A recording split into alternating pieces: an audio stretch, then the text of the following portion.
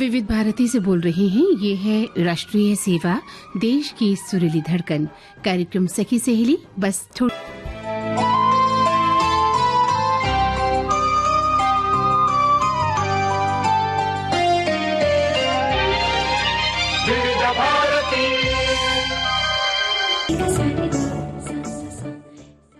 सखी सहेली कार्यक्रम सुनने वाली सभी सखियों और सखाओं को मंदाकिनी जोशी और मंजरी वर्मा का प्यार भरा नमस्कार। और मंजरी, क्या हाल है? हम भी ठीक हैं और हम उम्मीद रखते हैं कि हमारे सभी सखी और सखियां साथी लोग अपने अपने घरों में सकुशल होंगे, स्वस्थ होंगे। और भाई रेडियो सेट के करीब तो वो सुबह से होते हैं, क्योंकि रेडियो विद भारती तो वो बहुत सुनते हैं शौक से। बिल्कुल। और खासकर सखी सहेली के लिए सब एक साथ जुड़ जाते हैं कि आज कौन आ रहा है, कौन क्या विषय लेकर आ रहा है। तो भाई कोई भी आए, लेकिन हर एक आकर जो है हमारे सभी सखियों और सखाओं से उतना ही प्यार करता है जितने आप और हम करते हैं। बिल्कुल बिल्कुल। और देखो मंजरी, गर्मी का मौसम चल रहा है। इन दिनों हम गर्मी को लेकर बहुत चिंतित हैं। जो हमारे पशु हैं, पालतू पशु हैं या आवारा पशु हैं, उनका भी हमें इस गर्मी में बहुत ध्यान रखना है। पता है ना आपको? बिल्कुल बिल्कुल। जो हमारे पशु हैं उनके लिए, आप जो घर में पालते हैं तो उनके लिए बाकायदा कुछ लोग तो शेड बनाते हैं, और जो नहीं बनाते तो उनके पेड़ के नीचे बंधी रहती है। या आपके पास सुविधा है, आप कर सकते हैं मैनेज, तो आप एक थोड़ा सा छप्पर जैसा कुछ डाल दीजिए जिसके अंदर वो पशु रह सके। और उनका खाना तो आप समय पर आप वो सब देते ही। बिल्कुल। नहलाना जिसे कहते हैं, अगर तालाब है तो आप उसमें ले जाके पशु को नहला सकते हैं। तो कुछ लोग नहलाते भी, ऐसा नहीं। हमने देखा है कई बार गांव में जब जाते हैं तो देखते हैं कि तालाब में बहुत सारी भैंसें एक साथ नहा रही हैं। गर्मी इतनी चिलचिलाती धूप होती है, लेकिन वो पूरी बॉडी उसमें ठंडी रहती है, तभी निकलती है। तो हमसे जितना हो सके, हम लोगों से उतना हमें उन पशुओं के लिए भी करना चाहिए, क्योंकि वो हम जब देते तभी वो खाते हैं। नहीं, बिल्कुल ये बात भी है। लेकिन एक जो संवेदनशीलता, जो एक मानवीय रिश्ता होता है, एक संवेदना का जो रिश्ता है, वो हर कण कण में व्याप्त हर कीट पतंगे के लिए हमारे मन में होना चाहिए। गर्मी का मौसम है, गाँव में तो इस तरह के छपरा बना दिया जाता है जहां भैंसे हैं, गाय हैं, बकरियां हैं, जो भी आपके पालतू पशु हैं, उन पर ध्यान दिया जाता है। लेकिन कई बार क्या होता है मंजरी, जगह के अभाव के कारण हमारे कुछ साथी लोग क्या करते हैं, पशुओं को खुला छोड़ देते हैं, और पशु दिन भर गर्मी में कहीं ना कहीं घूमते रहते हैं, कुछ ना कुछ खाते रहते हैं। और ऐसे समय में हमारे द्वारा फेंकी गई पॉलीथीन को भी वो चबाते रहते हैं। इस गर्मी के मौसम में अगर आपने गौर से देखा होगा तो उनके मुंह से फिर झाग आ रहे होते हैं, और यही पॉलीथीन उनके पेट में जाकर चिपक जाती है, जो उनकी बीमारी का भी, अस्वस्थता का कारण, यहाँ तक कि मौत का कारण भी बन जाती है। तो कहना चाहिए कि हमें इन चीजों पर भी ध्यान देना है कि हम स्वच्छता के ऊपर भी नजर रखें, कि पॉलिथीन वगैरह प्लास्टिक से बनी चीजों को हम डस्टबिन में ही डालें, या कचरा जहाँ डालते हैं वहां डालिए, जिससे हमारे पशु उनको ना खा सकें। और पशुओं का बहुत ख्याल रखें, क्योंकि हम जितना उनसे प्यार करते हैं वो भी हमसे उतना ही प्यार करते हैं। और देखिए मंदाकिनी जी, आज जो हमने विषय लिए हैं उसमें है बिहार के व्यंजन, जिसमें दाल, पीठा और सत्तू का शरबत। हमारे साथियों ने भी बहुत सारी रेसिपी लिखकर दी है। बात है। तो हम पढ़ेंगे, आनंद लेंगे। फिलहाल तो कुछ बनाएंगे नहीं ना, आपको हम खिलाने वाले हैं अभी। तो वही हम आपसे पूछने वाले थे कि आप बना के लाई हैं क्या? नहीं है ना, तो ये गलत बात है ना। ये अगली बार के लिए, एक बार बताएंगे, अगली बार खिलाएंगे, है ना। तो कथा सुधा में हम कहानी लेकर आए, कोई दुख ना हो तो बकरी खरीद लो। इसका भाग 1 आज हम लोग आपको सुनवाएंगे। और रिश्तों से ज्यादा मित्र करीब, क्या वजह है? तो इसकी वजह आप लिखकर भेजिए हमें संदेश में, और कुछ मीठे खट्टे किस्से भी लिखकर भेजिए। और मंदाकिनी जी, आज है राष्ट्रीय प्रौद्योगिकी दिवस, तो इसके बारे में हम चर्चा करेंगे। लेकिन उससे पहले हम लोग एक गाना तो बहुत सुंदर था, और वैसे देखा जाए तो जब हम किसी के साथ चोरी चोरी बंद जाते हैं ना, तो यही गाना गुनगुनाते भी हैं। बिल्कुल, और कदम भी तो थिरकने लगते हैं। बिल्कुल, धुन सुनाई देती है, ऐसे बोल सुनाई देते हैं, तो लगता है बस एक बार नाच ही लो। तब तो खैर मन का हाल ही क्या होता होगा, ये तो वही जानता है जिसके साथ ये होता होगा। जी बिल्कुल। तो कथा सुधा में हम आज कहानी सुनाने वाले हैं अपने साथियों को, कोई दुख ना हो तो बकरी खरीद लो का भाग 1। चलिए तो सुनते हैं कथा सुधा में ये कहानी।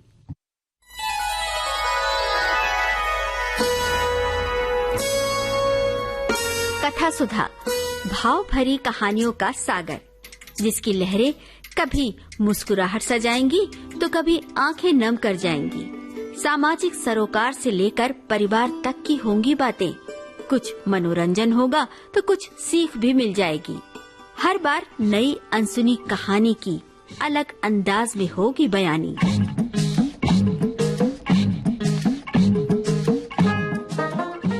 कहानी की मौलिकता बनाए रखते हुए श्रोताओं के लिए कार्यक्रम रोचक और सुगम हो, इसलिए कहानी में थोड़े बहुत बदलाव किए गए हैं। आशा है आपको कथा सुधा में डूबना अच्छा लगेगा।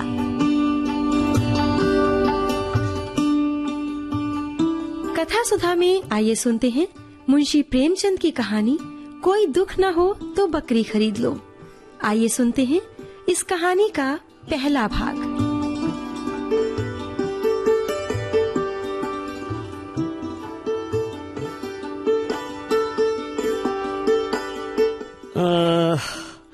उन दिनों दूध की तकलीफ थी। कई डेयरी फार्मों की आजमाइश की, आहारों का इम्तिहान लिया, कोई नतीजा नहीं निकला।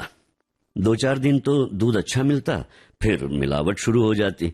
कभी शिकायत होती कि दूध फट गया, कभी उसमें से नागवार बू आने लगी, कभी मक्खन के रेजे निकलते।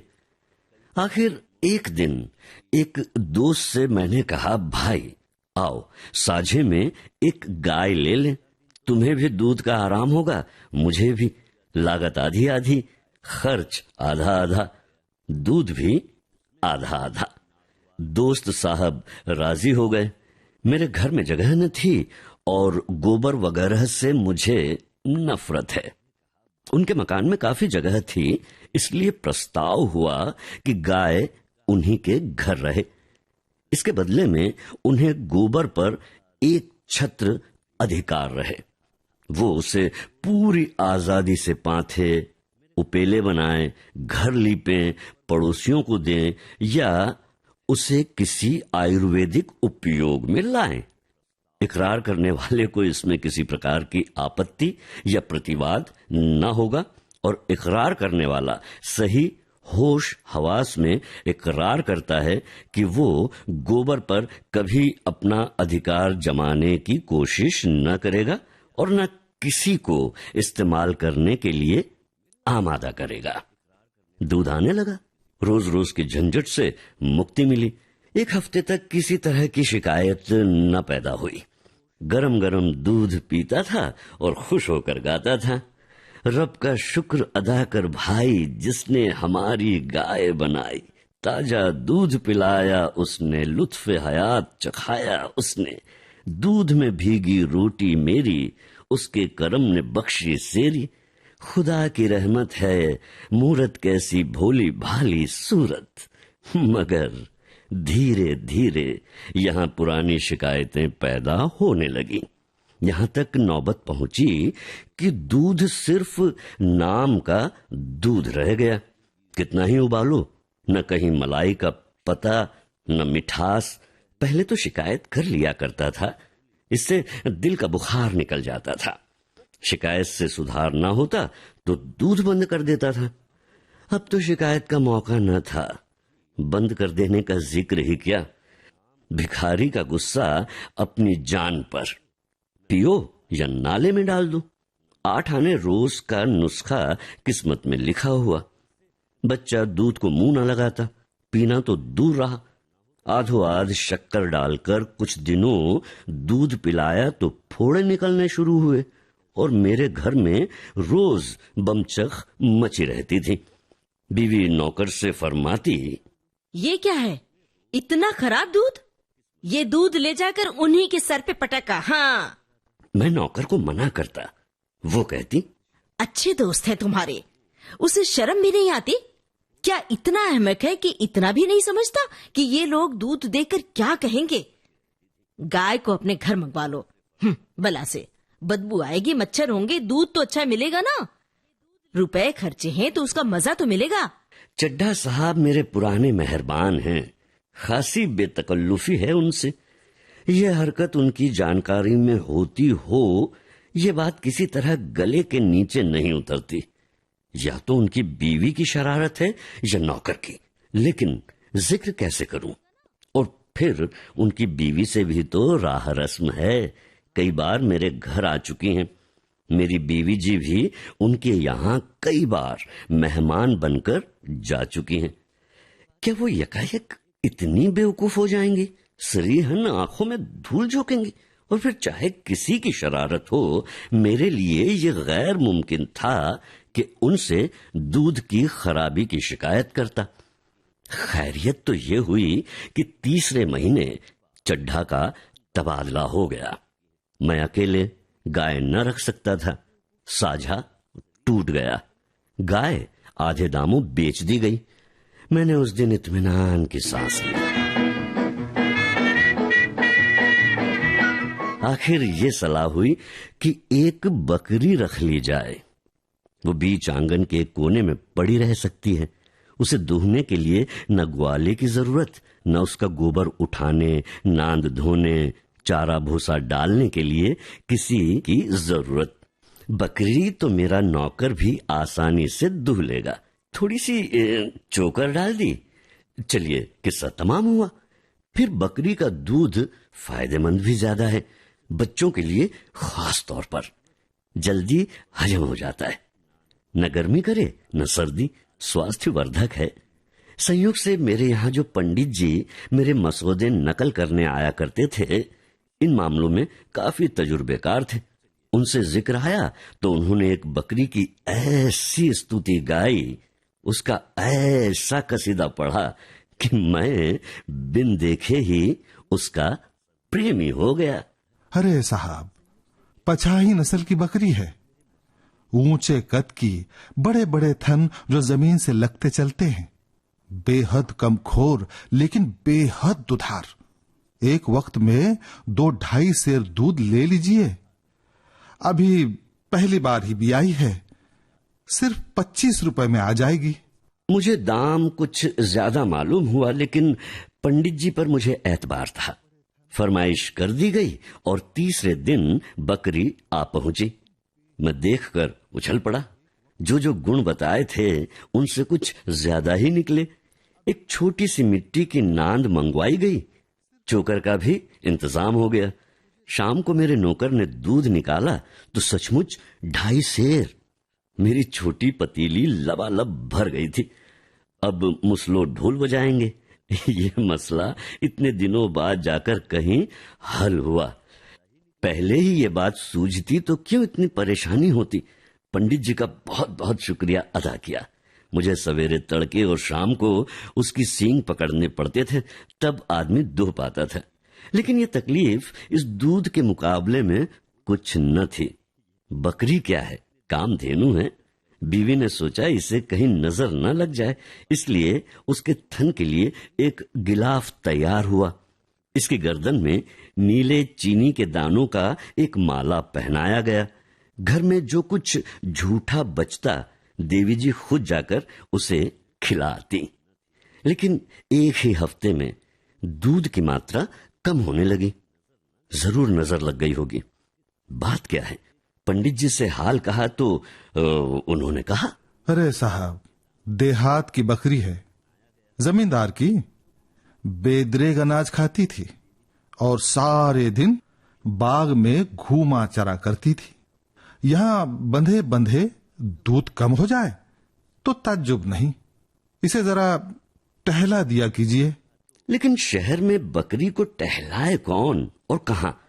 इसलिए ये तय हुआ कि बाहर कहीं मकान लिया जाए। वहां बस्ती से जरा निकलकर खेत और बाग हैं। कहार 1-2 घंटे टहला लाया करेगा। झटपट मकान बदला और गौ की मुझे दफ्तर आने जाने में 3 मील का फासला तय करना पड़ता था। लेकिन अच्छा दूध मिले तो मैं इसका दोगुना फासला तय करने को तैयार था। यह मकान खूब खुला हुआ था। मकान के सामने सहन था। जरा और बढ़कर आम और महुए का बाग।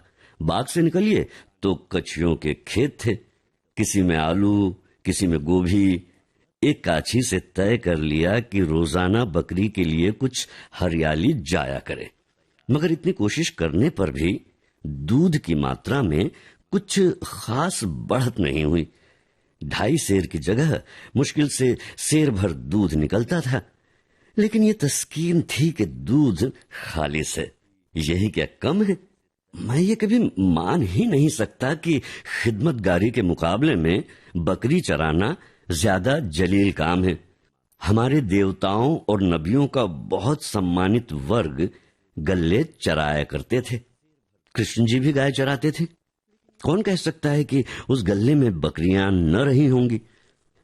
लेकिन आदमी रूढ़ियों का दास है। जो कुछ बुजुर्गों ने नहीं किया उसे वो कैसे करे। नए रास्ते पर चलने के लिए जिस संकल्प और दृढ़ आस्था की जरूरत है वो हर एक में तो होती नहीं।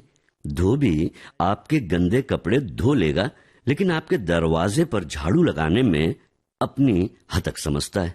मेरे खिदमतगार को बकरी लेकर बाग में जाना बुरा मालूम होता था। घर से तो ले जाए, लेकिन बाग में उसे छोड़कर खुद किसी पेड़ के नीचे सो जाता। बकरियां पत्तियां चर लेती थी, मगर एक दिन उसके जी में आया कि जरा बाग से निकलकर खेतों की सैर करें। यूं बहुत ही सभ्य और सुसंस्कृत बकरी थी। उसके चेहरे से गंभीरता झलकती थी, लेकिन बाग और खेत में घुस गई। आजादी नहीं है इसे वो शायद न समझ सकी। एक रोज किसी खेत में घुस गई और गोभी की कई क्यारियां साफ कर गई। काची ने देखा तो उसके कान पकड़ लिए और मेरे पास लाकर बोला, बाबूजी, इस तरह आपकी बकरी हमारे खेत चरेगी तो हम तो तबाह हो जाएंगे। आपको बकरी रखने का शौक है तो इसे बांध के रखिए। आज तो हमने आपका लिहाज किया, लेकिन फिर हमारे खेत में गई तो हम या तो उसकी टांग तोड़ देंगे तो कांदी हाउस भेज देंगे। अभी वो अपना भाषण खत्म न कर पाया था कि उसकी बीवी आ पहुंची और उसने इसी विचार को और भी जोरदार शब्दों में अदा किया। अरे मैं हाँ हाँ करती रही, मगर ई बकरिया तो भैया का बताएं हमारे खेत में ही घुस गई। सारा का सारा खेत हमारा चौपट कर दिया। इसके पेट में तो भैया भवनी बैठी है। यहाँ कोई तुम्हारा दबैल नहीं है। हाँ, हकीम होंगे, अपने घर के होंगे। देखो बाबू, अगर बकरी रखना है तो बांध कर रखो, बताए देते हैं, नहीं तो इसका गला ऐंठ दूंगी। मैं भीगी बिल्ली बना खड़ा था। जितनी फटकार आज सहनी पड़ी उतनी जिंदगी में कभी नहीं सही। और जिस धीरज से आज काम लिया, अगर उसे दूसरे मौकों पर काम लिया होता तो आज आदमी होता। कोई जवाब नहीं सूझता था। बस यही जी चाहता था कि बकरी का गला घोंट दूं और खिदमतगार को 150 हंटर जमाऊं। मेरी खामोशी से वो औरत भी शेर होती जाती थी। आज मुझे मालूम हुआ कि किन्हीं किन्हीं मौकों पर खामोशी नुकसानदेह साबित होती है। खैर, मेरी बीवी ने घर में ये गुलगपाड़ा सुना तो दरवाजे पर आ गई तो हेकड़ी से बोली, ये ले जा, तू कानी हौज पहुंचा दे। और क्या करेगी, नाहक टर्र टर्र कर रही है घंटे भर से। जानवर ही है, एक दिन खुल गई तो क्या उसकी जान ले लेगी। और हाँ, खबरदार, जो एक बात भी मुंह से निकाली, क्यों नहीं खेत के चारों तरफ झाड़ लगा देती, कांटों से रूंध दे। अपनी गलती तो मानती नहीं, ऊपर से लड़ने चली आई है। मैं अभी पुलिस में इत्तला कर दूं तो बंधे बंधे फिरोगे। बात कहने की इस शासनपूर्ण शैली ने उन दोनों को ठंडा कर दिया। लेकिन उनके चले जाने के बाद मैंने देवी जी की खूब खबर ली। गरीबों का नुकसान भी करती हो, ऊपर से रोब जमाती हो, इसी का नाम इंसाफ है।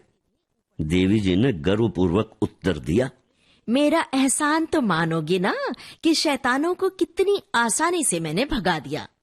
लगे उल्टे डांटने। गंवारों को राह बतलाने का सख्ती के सिवा दूसरा कोई तरीका ही नहीं है। सज्जनता या उदारता उनकी समझ में ही नहीं आती है। उसे ये लोग कमजोरी समझते हैं, और कमजोर को भला कौन नहीं दबाना चाहता।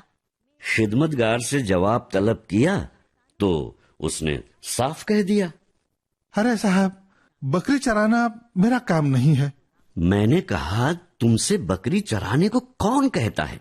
जरा उसे देखते रहा करो कि किसी खेत में न जाए। इतना भी तुमसे नहीं हो सकता। देखिए, मैं बकरी नहीं चरा सकता साहब, कोई दूसरा आदमी रख लीजिए।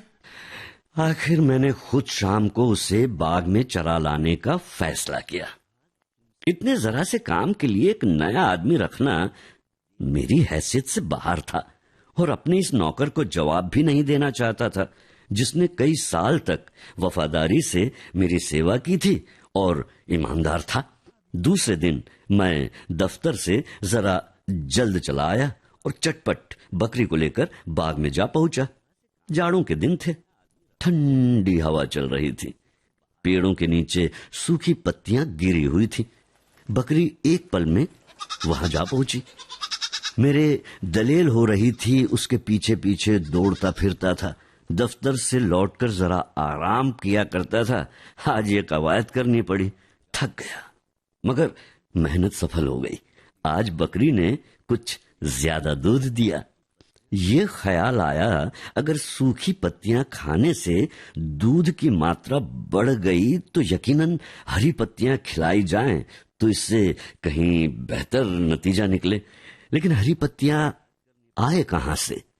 पेड़ों से तोड़ूं तो बाग का मालिक जरूर एतराज करेगा। कीमत देकर हरी पत्तियां मिल न सकती थी। सोचा क्यों एक बार बांस के लग्गे से पत्तियां तोड़े। मालिक ने शोर मचाया तो उससे आरजू मिन्नत कर लेंगे। राजी हो गया तो खैर, नहीं तो देखी जाएगी। थोड़ी सी पत्तियां तोड़ लेने से पेड़ का क्या बिगड़ जाएगा। चुनाचे एक पड़ोसी से एक पतला लंबा बांस मांग लाया, उसमें एक अंकुश बांधा और शाम को बकरी को साथ लेकर पत्तियां तोड़ने लगा। चोर आंखों से इधर उधर देखता जाता था, कहीं मालिक तो नहीं आ रहा है। अचानक वही काछी एक तरफ से आ निकला और मुझे पत्तियां तोड़ते देखकर बोला, अरे ये क्या करते हो बाबूजी? आपके हाथ में ये लग्गा अच्छा नहीं लगता। अब बकरी पालना हम गरीबों का काम है कि आप जैसे शरीफों का? लाइए मैं काट देता हूं। मैं कट गया, कुछ जवाब न सूझा। इसमें क्या बुराई है? अपने हाथ से अपना काम करने में क्या शर्म वगैरह? जवाब कुछ हल्के बेहकीकत बनावटी मालूम हुए। सफेद पोशी के आत्मगौरव ने जबान बंद कर दी। काची ने पास आकर मेरे हाथ से लग्गा ले लिया और देखते देखते हरी पत्तियों का ढेर लगा दिया और पूछा, ये पत्तियां कहाँ रख जाऊं? मैंने झेपते हुए कहा, तुम रहने दो, मैं उठाकर ले जाऊंगा। उसने थोड़ी सी पत्तियां बगल में उठा ली और बोला, भला आप क्या पत्तियां रखने जाएंगे? चलिए मैं रख देता हूं। मैंने बरामदे में पत्तियां रखवा ली। उसी पेड़ के नीचे उसकी चौगुनी पत्तियां पड़ी हुई थी। काछी ने उनका एक गट्ठा बनाया और सर पर लाद कर चला गया। अब मुझे मालूम हुआ ये देहाती कितने चालाक होते हैं, कोई बात मतलब से खाली नहीं।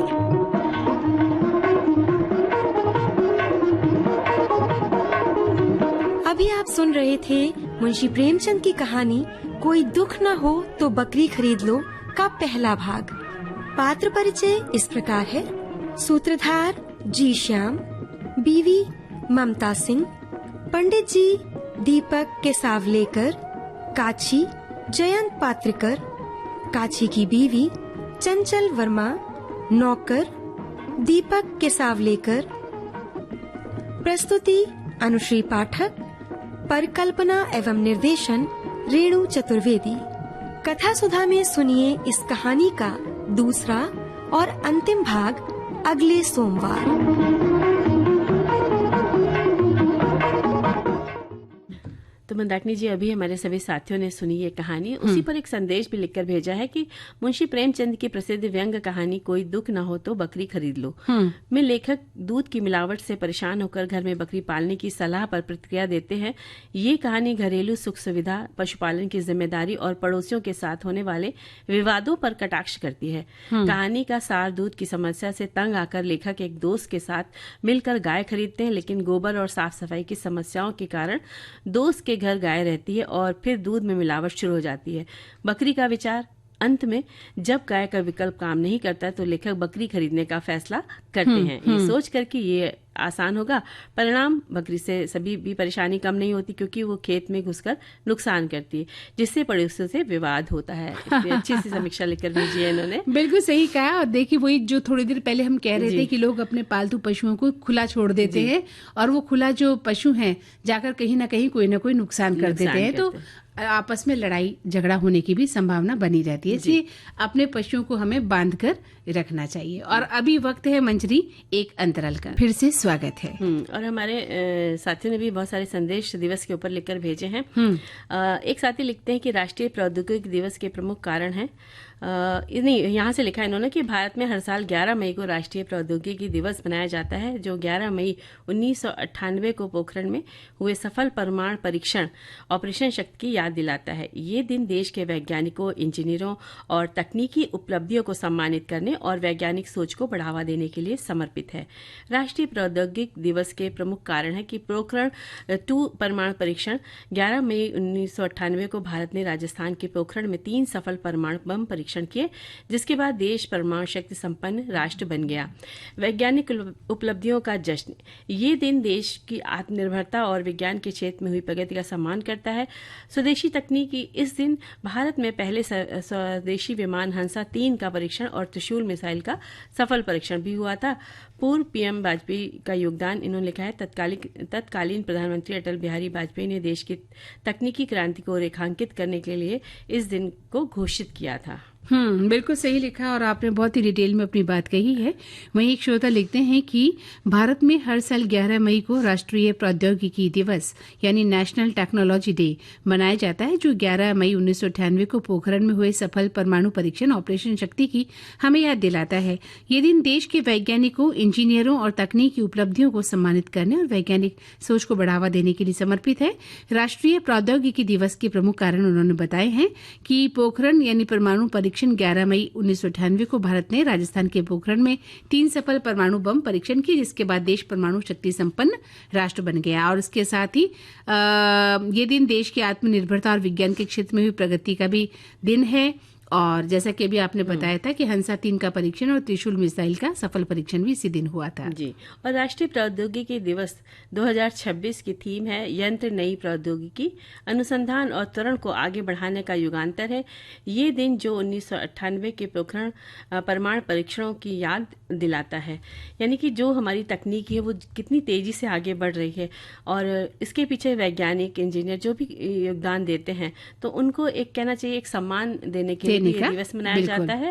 और वैज्ञानिक नवाचार को बढ़ावा देने और भारत की तकनीकी आत्मनिर्भरता को याद करने के लिए ये दिन समर्पित है। तो इस दिन की सभी को हार्दिक बधाई देते हैं। बिल्कुल। और अब सुन लेते हैं गीत। तो देखिए, हम बात करने वाले हैं रिश्तों से ज्यादा मित्र करीब, क्या वजह है। तो ये केवल आज के समय की बात नहीं मंदाकिनी जी, बल्कि इंसानी भावनाओं और व्यवहार से जुड़ा एक गहरा विषय है। परिवार और रिश्तेदार हमारे जीवन की नींव होते हैं, लेकिन कई बार मित्र हमारे मन के अधिक निकट आ जाते हैं। इसके पीछे कई भावनात्मक, सामाजिक और मानसिक कारण तो होते ही हैं, क्योंकि हमारी जो सबसे पहली वजह होती है कि मन की आज़ादी। हम अपने दोस्तों के साथ खुलकर मन की बात करते हैं, क्योंकि हमें पता चल जाता है कि वो हमारी बात को इधर उधर नहीं पहुंचाएगा। और ये भी मित्र बनाने से पहले हमें ये भी देखना पड़ता है कि हमारा मित्र वो सही है कि नहीं, हमने जो अपने दिल की बात कही है वो किसी और को तो नहीं बता रहा है। तो मित्र वही अच्छा होता है जो दूसरे मित्र की बात को अपने तक रखे। और रिश्तों में क्या होता है, रिश्तों में जैसे हमने कोई बात बताई तो वो बस एक दूसरे को बताने लग जाते हैं, तो बात एक घर से ना होकर कई घरों में पहुंच जाती परिवार में। तो इसीलिए यही वजह होती है कि हम मित्र के बहुत करीब होते हैं। बिल्कुल सही कहा। लेकिन क्या है, जो साइकोलॉजिकली हम जब जुड़ते हैं ना, तो हम दोस्ती में ज्यादा फ्रीडम महसूस करते हैं, है ना। रिश्तों में एक बंधन होता है। जब हम किसी रिश्ते में बंधे होते हैं या रिश्तेदारी में निभा रहे होते हैं, वहाँ एक बंधन है, सीमाएं हैं, बहुत सी चीजें हैं। लेकिन दोस्ती में कोई सीमा नहीं होती है। आप खुले तरीके से अपनी बात कह सुन सकते हैं, अपने मन को हल्का कर लेते हैं। और दोस्ती होती भी ऐसी है। आपने देखा है, अपने कॉलेज के स्टूडेंट, हमारी स्कूल की जो सहेलियां थी, हम उनसे क्या क्या बातें कर जाते थे, उनकी क्या क्या बातें सुन लेते थे, उनकी डांट भी हम सुन लेते थे, उनकी राय भी हम सुन लेते थे, और रूठना मनाना तो चलता ही था। रिश्तों में क्या होता है, जब कहते हैं ना मन में खटास आ जाती है, दोस्ती में भी खटास आती है, लेकिन वो दोस्ती नहीं होती। मैं समझती हूँ अगर दोस्ती में खटास आती है तो कहीं स्वार्थ आ जाता है, तब दोस्ती में खटास आती है, वरना तो दोस्त हमेशा से दोस्ती रहते हैं। जहाँ दोस्ती टूटी नहीं, दोस्त दूर हो गए, इसका मतलब कहीं ना कहीं स्वार्थ या मन में कुछ था। वरना आज भी हमारी कुछ सहेलियां या हमारी मित्र आज भी बरसों से हैं, उनसे अगर हम इतने दूर रहकर भी हम बात करते हैं, कभी तुम्हें अपने बचपन के लोग मिलते होंगे तो तुम बात करती हो ना, क्योंकि उनसे कोई स्वार्थ नहीं है। बिल्कुल 100 की सीधी एक बात कि आपके अंदर अगर स्वार्थ है, ईर्ष्या, जलन है तो आप नहीं निभा पाओगे, दोस्ती नहीं निभा पाओगे। तो हमारे दोस्ती शब्द तो बहुत बड़ा है मंजरी, मुझे लगता है कि हम आपसी बातचीत को भी नहीं लंबा कर सकते, जारी नहीं रख सकते, क्योंकि कहीं ना कहीं अहंकार या कुछ बातें हमारे बीच में आ गई हैं। लेकिन अगर वो नहीं आई हैं तो वो दोस्ती का अगर हमने तमगा नहीं भी दिया तब भी वो बातचीत लंबी चल सकती है। बिल्कुल। और हमारे साथी भी लिखते हैं कि सभी रिश्ते हमें जन्म के साथ मिलते हैं, दोस्त हम खुद चुनते हैं। सही बात है। स्कूल, कॉलेज, नौकरी, आस पड़ोस में चारों तरफ हम मित्रों के साथ और वे हमारे साथ हैं। हम बहुत खुशकिस्मत हैं कि हमारे पास इस तकनीकी के युग में भी सच्चे मित्र हैं। बहुत तो मिलना नहीं होता बाहर रहने वाले मित्रों से, पर आज भी खतों मोबाइल के द्वारा जुड़े हैं। मित्रों से जुड़े रहने में परिवार का सहयोग है।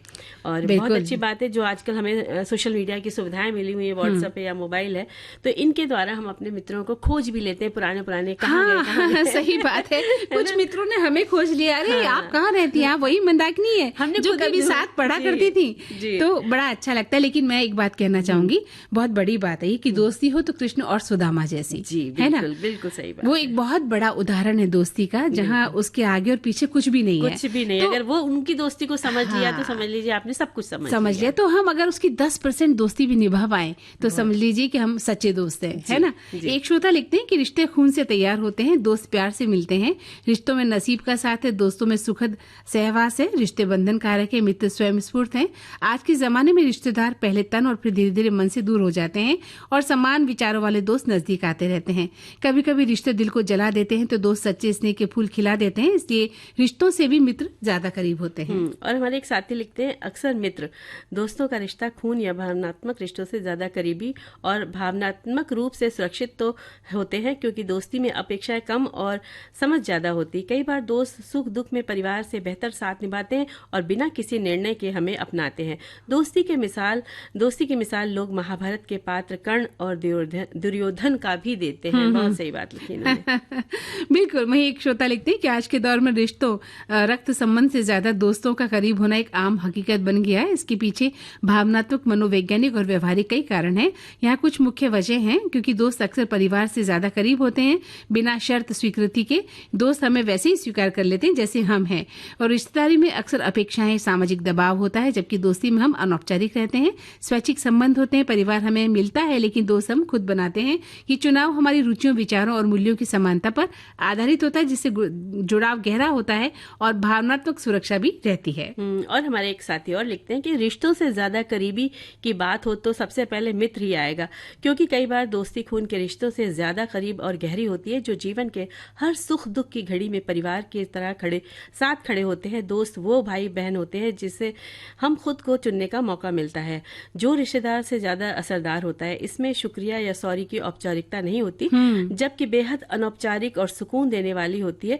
ये भी कहा जाता है कि रिश्ते बहुत मिलते हैं पर सच्चे दोस्त बहुत कम मिलते हैं। बिल्कुल, बहुत कम मिलते हैं, बहुत मुश्किल से मिलते हैं। बहुत खुशनसीब होते हैं वो जिन्हें सच्चे दोस्त मिलते हैं, है ना? और कहें तो एक गाना सुनवाएं पहले। जी बताइए, हमारे दोस्ती में और क्या क्या होता है? दोस्ती में बहुत सारी बातें होती हैं, एक दूसरे के सुख दुख बांटते हैं, और कभी कभी एक साथ घूमने भी जाते हैं तो दोस्तों के साथ बड़ा मजा आता है, क्योंकि आपस में खर्चे भी शेयर कर लेते हैं, है ना?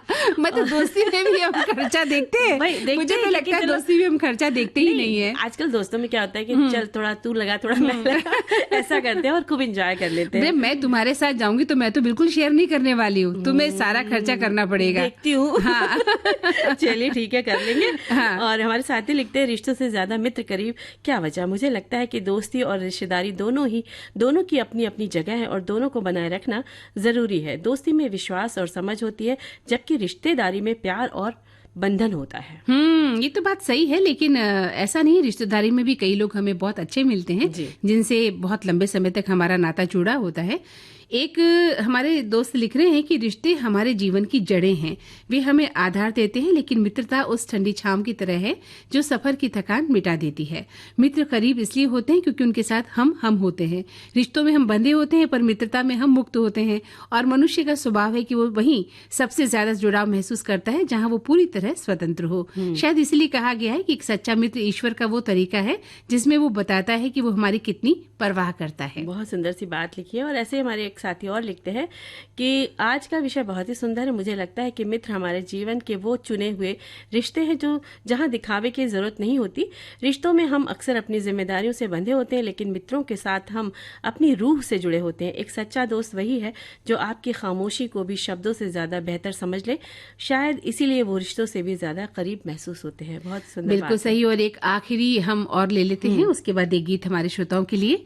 लिखते हैं कि पारिवारिक रिश्तों में अक्सर एक मर्यादा और अपेक्षाओं का बोझ होता है। वहां गलतियों पर टोकने या उपदेश देने का डर रहता है, लेकिन एक सच्चे मित्र के सामने हम अपनी कमियों और गलतियों को बिना किसी डर के रख सकते हैं। मित्रता में जज किए जाने का डर कम और स्वीकार किए जाने का एहसास ज्यादा होता है। जी, है ना? बिल्कुल सही बात लिखी है। तो हम लोग सुनते हैं। हमारे दोस्त भी चाहेंगे कि हम उन्हें गीत सुनवाएं। ये तो बातें हो गई हैं दोस्ती की बातें कि दोस्त तो सबसे प्यारा होता ही है, और बड़े खुशनसीब होते हैं वो लोग जिनको ताउम्र के लिए दोस्त मिलता है। तो दोस्त के साथ साथ अगर जब हम कुछ मिल बैठकर खाते हैं तो कितना मजा आता है ना? हाँ। जी बिल्कुल। और आज हम बात करने वाले हैं बिहार के जो व्यंजन है हमारे, दाल पीठा और सत्तू का शरबत। तो हमारे साथियों ने लिखकर भेजा है, उन्हीं के कमेंट्स को लेते हैं।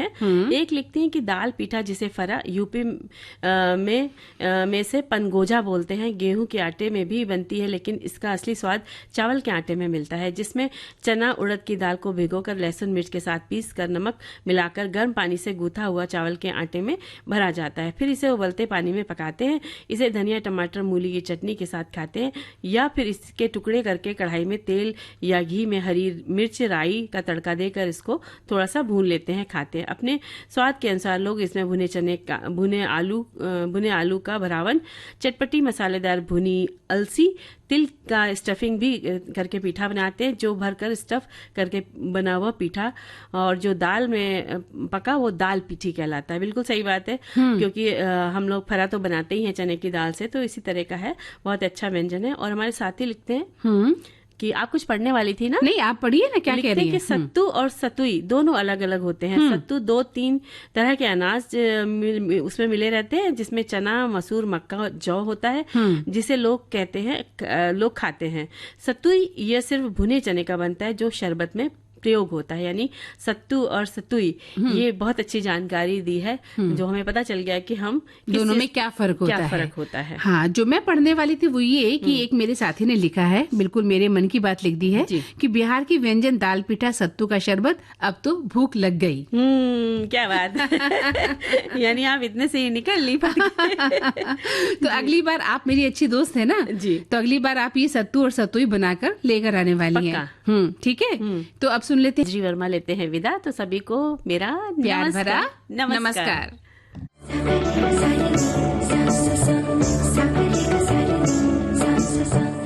सखी सहेली कार्यक्रम के प्रस्तुतकर्ता अनुश्री पाठक।